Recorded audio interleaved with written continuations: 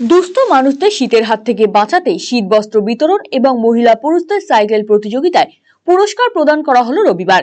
এদিন ইটাহার থানার Durgapur রাহই tiger welfare ক্লাবের উদ্যোগে ক্লাব প্রাঙ্গণে শতাধিক দুস্থ মানুষদের মধ্যে শীত বস্ত্র বিতরণ করা হয় এবং সাইকেল প্রতিযোগিতায় প্রথম 2 স্থানাধিকারীকে নতুন 2টি সাইকেল প্রদান করা সহ সকল প্রতিযোগীকে পুরস্কার তুলে দেওয়া হয় ক্লাবের পক্ষ থেকে। অনুষ্ঠানে উপস্থিত ছিলেন বিশিষ্ট সমাজসেবক দুলুকুন্ডু মান্নাত মজুমদার, ক্লাব সম্পাদক জাকির আলম, সভাপতি মাজেদুর রহমান সহ অন্যান্যরা।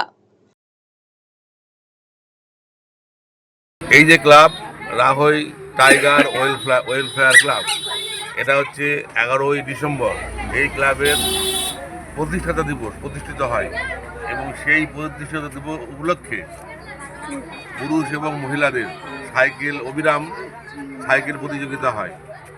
সঙ্গে তাই না, এখানে যারা দুস্থ লোক আছে তাদের মধ্যে কম্বল বিতরণ করা হয় এবং এই ক্লাব যে প্রতিষ্ঠিত হয়েছে ভালো উদ্দেশ্য নিয়ে এবং ভালো কাজকর্ম করবে বলেই ওয়েলফেয়ার নাম সংযুক্ত করা হয়েছে এবং এই ক্লাবের জন্য আমি দীর্ঘায়ু কামনা করি এবং এই ক্লাব আগামী দিনে বিভিন্ন রকম সমাজসেবামূলক কাজ করবে।